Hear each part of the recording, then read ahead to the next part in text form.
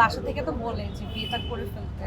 ভাই আমি খুব সাধারণ ভাই, এত মানে ভাবসাব নিয়ে আমি বেশিক্ষণ বসে থাকতে পারি না, আমার ভালো লাগে না। আমার মনে হয় যে এটা আমার জন্য এক্সট্রা একটা প্যারা, একটু ভাবসাব নিব মানে আমি কতক্ষণ এভাবে বসে থাকবো, আমাকে পুরো রোবট ফিল হয় আমার মধ্যে।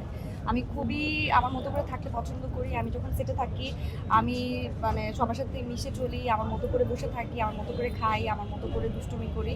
এবং আমার মনে হয় যে মানুষ বাঁচে বর্তমানে, তো বর্তমানটাকে আমি সবসময় এনজয় করি এবং বর্তমানের মধ্যে আমি বাঁচতে চাই। তো এখানে এত ভাব ভঙ্গিমা ধরে আসলে লাভ নেই, জীবন কখন শেষ হয়ে যায় বলতে পারি না। আসলে বিয়ে কবে, মানে কত বছর পরে প্ল্যান আছে? ভাই এটা তো আল্লাহর ইচ্ছা।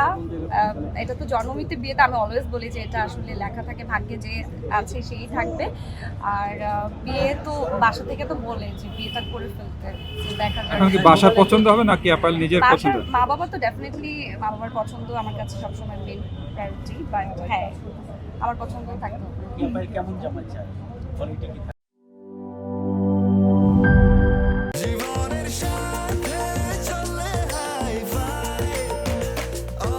স্বাস্থ্যকর অল টাইম, সব সময় অল টাইম হেলদি লাইফ।